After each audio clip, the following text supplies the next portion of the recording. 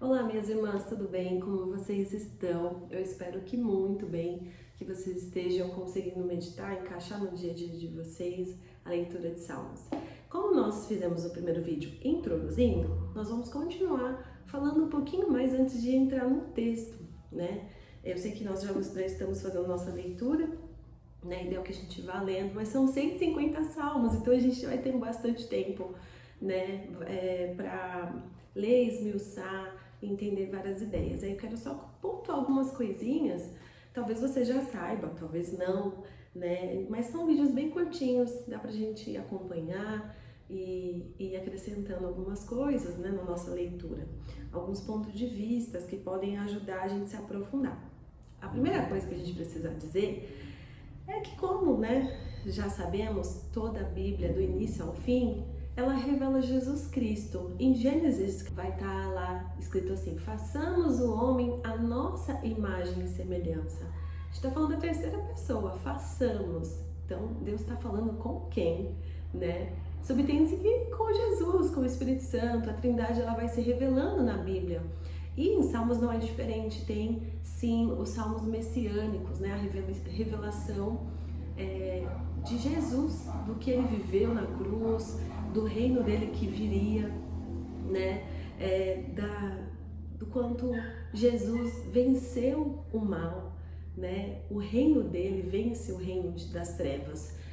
Então a gente vai ter sim esses salmos, mas nem todos os salmos, porque alguns tá relatando aquilo que o salmista estava vivendo mesmo, sabe? O que ele estava sentindo. Alguns deles é mais um diário. Apesar que tem um salmo, a gente vai passar por ele, que Davi, ele tá escrevendo as dores dele de uma forma tão rasgada, tão assim sincera, e a gente enxerga claramente Jesus, né? Tudo que Jesus passou.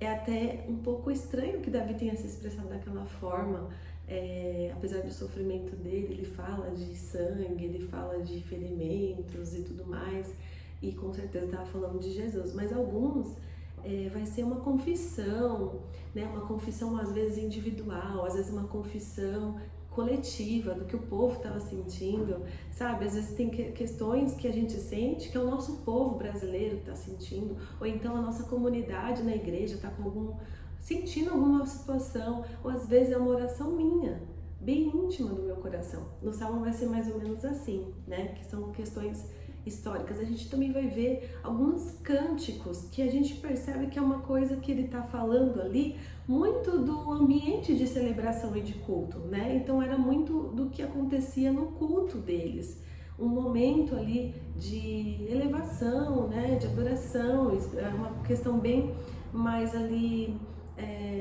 particular do culto, né? Que são textos maravilhosos para a gente entoar nos louvores, para a gente poder ler nos momentos de louvores, de adoração, de exultação. E a Bíblia, no geral, a gente vai...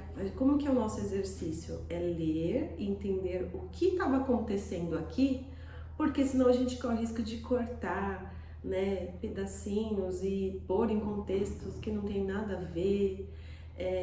Como, por exemplo, aquele versículo: tudo posso naquele que me fortalece. Paulo está falando que ele tudo poderia suportar, no sentido de dor, no sentido de sofrimento. Tudo posso naquele que me fortalece. Esse texto às vezes é usado num sentido de eu posso tudo, não tem limites para mim, eu posso alcançar, prosperar. E, na verdade, existem muitas limitações para nós. Quem não tem limites é o Senhor e o poder dele, né? Então, uma leitura, se ela não for contextualizada, minimamente, né, a gente abre de uma forma avulsa, a gente corre esse risco de fazer recortes, de distorcer a palavra de Deus. É por isso que hoje existem muitas heresias. Então, por isso que nós estamos fazendo esse exercício de entender quais são os simbolismos, qual era a situação que acontecia, e a gente está lendo do começo ao fim de Salmos. A gente evita e muito que isso aconteça, da gente ler e entender de uma forma errônea, certo? Então, o que nós precisamos pensar? Em primeiro lugar, que a palavra de Deus, ela tem um fator histórico. O que aconteceu? Fator passado. O que aconteceu no povo hebreu? O que aconteceu no povo judaico? O que aconteceu? Né? A gente vai lendo e vai entendendo. Isso é importantíssimo, porque a gente tira as lições pelo povo de Deus, né? Do que eles viveram. Mas tem um segundo teor, que é o que a palavra está dizendo para mim, o que ela quer dizer para mim hoje. O que o Senhor quer dizer para mim hoje, o que Ele espera de mim, o que Ele está me ensinando. Sempre nessa ambiguidade, o que aconteceu e o que hoje essa palavra está dizendo para mim. Um segundo ponto, que é muito importante, é que os estudiosos vão dividir esse livro em 5 partes. Das 5 partes, o autor que mais escreveu foi Davi. Há escritos de Davi, de Moisés, Asaf, os filhos de Coré, Salomão.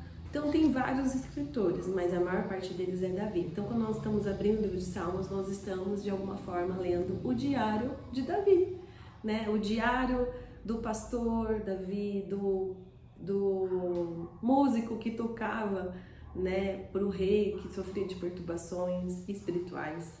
Nós estamos lendo o diário do jovem que foi perseguido pelo rei e também do Davi que se tornou rei. Quando nós estamos lendo Salmos, nós estamos também ouvindo as confissões do jovem que mais tarde se tornou rei e adúltero, né? Mas também depois arrependido, do homem segundo o coração de Deus.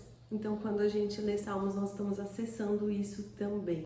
É por isso que para a gente ser tocado verdadeiramente por esse livro, a gente precisa estar sensível à voz do Espírito Santo, para discernir, entender as emoções, e a gente pode até aprender, né, como sentir as nossas emoções, como explorar, expressar as nossas emoções diante de Deus e fazer dessas orações as nossas orações pessoais.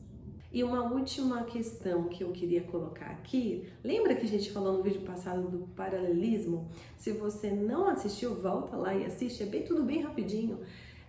Nós falamos de um sentido dele, de uma parte, é dividido em 3 partes. Nós falamos da primeira parte, que é quando temos uma frase e na segunda frase uma repetição escrita de uma forma diferente. Igual uma dança, eu dei o exemplo, 2 para cá, 2 para lá. O Senhor está falando a mesma coisa. Tem outras 2 formas. A segunda forma é de uma forma de oposição, contrária. Então, o Senhor fala aqui no capítulo 1, no versículo 6. Pois o Senhor aprova o caminho dos justos, mas o caminho dos ímpios leva à destruição. Então, na primeira frase ele está falando dos justos, na segunda, dos ímpios, ele está traçando opostos. Então, esse é o segundo sentido do paralelismo. A gente tem um terceiro modo de paralelismo que é complementar. É quando ele está completando a frase e não só repetindo e nem de forma oposta, ele está completando. Lá em Salmo 145, 18 tem um exemplo muito fácil para a gente notar essa questão, que é assim: perto está o Senhor dos que o invocam. Aí ele completa na segunda frase: dos que o invocam com sinceridade. Então é interessante a gente notar essas repetições, sejam contrárias, sejam complementares, sejam repetições, igual também temos aqui no Salmo 1, ele vai falar assim, feliz é aquele que não segue, aquele que não imita a conduta, né, dos pecadores, nem se assenta na roda dos escarnecedores. Ele está falando a mesma coisa em 3 formas diferentes. Então, se você notar essas repetições, grifa lá com o seu marca-texto ou faz uma anotação. Se você estiver acompanhando isso com um caderno, anotando, vai ser tão precioso, porque você vai poder revisitar. E assim a gente segue, né? Estudando, aprendendo, pedindo para que o Senhor se revele a nós. A gente sabe que tem muito conteúdo, né, na internet, mas a gente quer a gente mesma, né?